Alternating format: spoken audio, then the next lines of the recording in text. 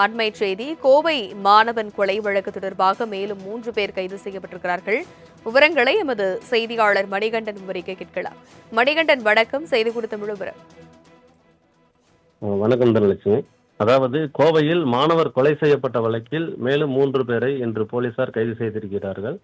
கோவையில் கடந்த 2 நாட்களுக்கு முன்பாக கள்ளக்குறிச்சி பகுதியைச் சேர்ந்த 19 வயதான அமுதன் என்ற மாணவர் கோவையில் உள்ள தனியார் கல்லூரியில் தங்கி படித்து வந்த நிலையில், தனியாக விடுதியில் தங்கி வந்த நிலையில் அவரை சக மாணவர்கள் அடித்து கொலை செய்யப்பட்டதாக புகார் பதிவு செய்யப்பட்டு அது தொடர்பாக 5 பேரை ஏற்கனவே போலீசார் கைது செய்திருக்கிறார்கள்.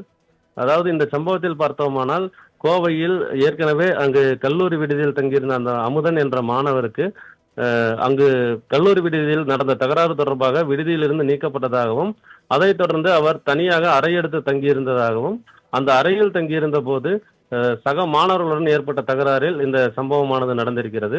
சுமார் 20க்கும் மேற்பட்ட மாணவர்கள் சேர்ந்து அமுதனை தாக்கியிருந்ததாகவும், அந்த தாக்குதலுக்கு காரணம் அமுதன் தனது சக நண்பர்களது அறையில் சென்று செல்போனை பறித்து வந்ததாகவும் மாவட்ட காவல் கண்காணிப்பாளர் தெரிவித்திருக்கிறார்.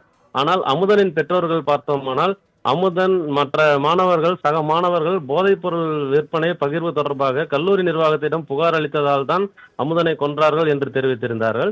இந்த சம்பவத்தில் தொடர்ச்சியாக விசாரணை நடத்திய போலீசார் ஏற்கனவே 6 பேரை கைது செய்திருக்கிறார்கள். இன்று சக மாணவர்களான ஸ்ரீராம், ஹரிஷ், லலித், ஆதித்யா ஆகிய 3 மாணவர்களை கைது செய்திருக்கிறார்கள். கோவையில் இந்துஸ்தான் கல்லூரி மாணவர்கள் இளவரசன் என்பவரது அறையில் புகுந்து இந்த தாக்குதலானது நடைபெற்றது. இந்த தாக்குதல் பெரும் பரபரப்பை ஏற்படுத்திய நிலையில் மொத்தமாக இதுவரை 9 பேரை போலீசார் கைது செய்திருக்கிறார்கள். தனலட்சுமி, விவரங்களுக்கு நன்றி மணிகண்டன்.